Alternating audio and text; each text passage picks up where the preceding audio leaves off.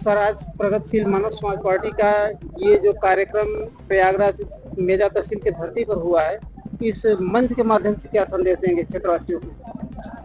आज प्रगतिशील मानव समाज पार्टी के तत्वाधान में मेजा विधानसभा क्षेत्र के ग्राम अखरी शाहपुर में सामाजिक न्याय और सत्ता संकल्प महासम्मेलन आयोजित किया गया।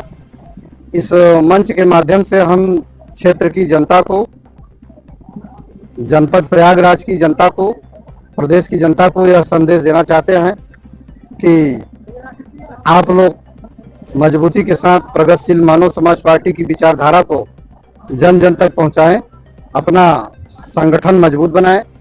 प्रगतिशील मानव समाज पार्टी समाज के सभी वर्ग के लोगों को सामाजिक न्याय देना चाहती है, देश में समानता और मानवता लाना चाहती है।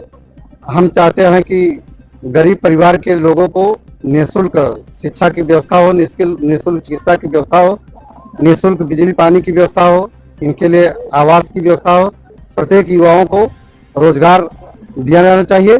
और एक संदेश यह है कि जनतंत्र में हमें अपना अधिकार लेने के लिए सत्ता में भागीदारी प्राप्त करना होगा और इसके लिए प्रगतिशील मानव समाज पार्टी का संगठन मजबूत करें।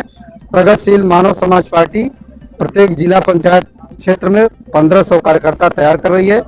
इसी कड़ी में प्रत्येक विधानसभा क्षेत्र में 22,000 कार्यकर्ता बना करके मिशन 2027 की तैयारी किया जा रहा है।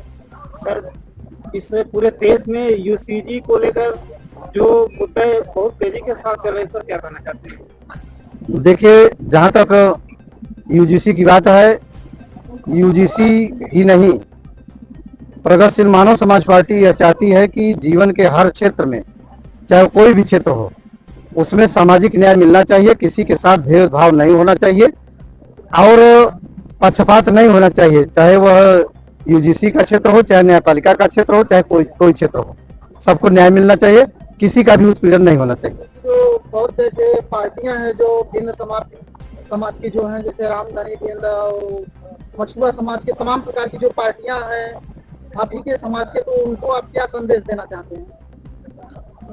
उनको हम ये संदेश देना चाहते हैं कि सभी लोग सबसे पहले समाज को संगठित करें, समाज को जागरूक करें, क्योंकि जब हमारा जब समाज जागरूक होगा, संगठित होगा, तो शासन प्रशासन में अपनी भागीदारी प्राप्त कर लेगा। प्रगतिशील मानव समाज पार्टी काफी लंबे अरसे से समाज को आरक्षण, अधिकार, न्याय, सम्मान, सत्ता में भागीदारी दिलाने के लिए संघर्ष कर रही है।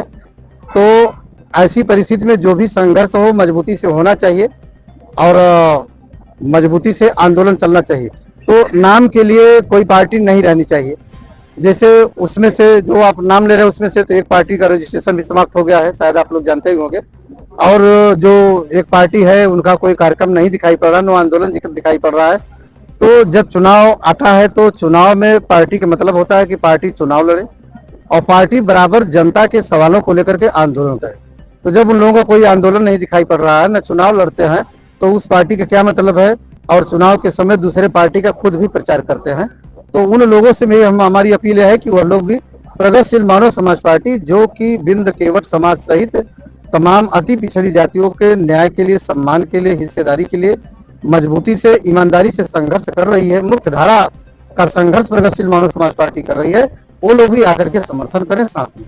सर, जनता को आप क्या संदेश देना चाहते हैं? जनता को हम यह संदेश देना चाहते हैं कि जनता अपने वोट की ताकत को पहचाने और जन बल के द्वारा सत्ता में भागीदारी प्राप्त करे, क्योंकि जब तक जन बल के द्वारा हम लोग धन बल, बाहुबल, माफिया बल को नहीं हराएंगे, तब तक आम जनता की आवाज सदन के अंदर नहीं गूंजेगी। जैसे इसमें उदाहरण के लिए चाहे लोकसभा देख लीजिए, चाहे विधानसभा, चाहे राज्यसभा, चाहे विधान परिषद, उसमें बड़े बड़े अपराधी गए हैं और उसमें तमाम दागी लोग गए हैं, बहुत बड़ा उनका परसेंटेज है।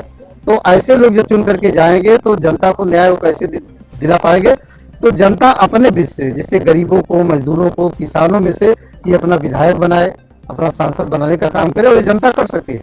क्योंकि जैसे जनता यदि चाहे तो करोड़ों खर्च करने वाले को हरा सकती है। जैसे मान लीजिए किसी आदमी को हम विधायक बनाना चाहते हैं मेजा विधानसभा क्षेत्र से, और वह जमीनी स्तर का कार्यकर्ता है, नेता है, समाज सेवी है और ईमानदार है, स्वाभिमानी है, उसके अंदर एक संकल्प है, जुनून है समाज के लिए काम करने के लिए।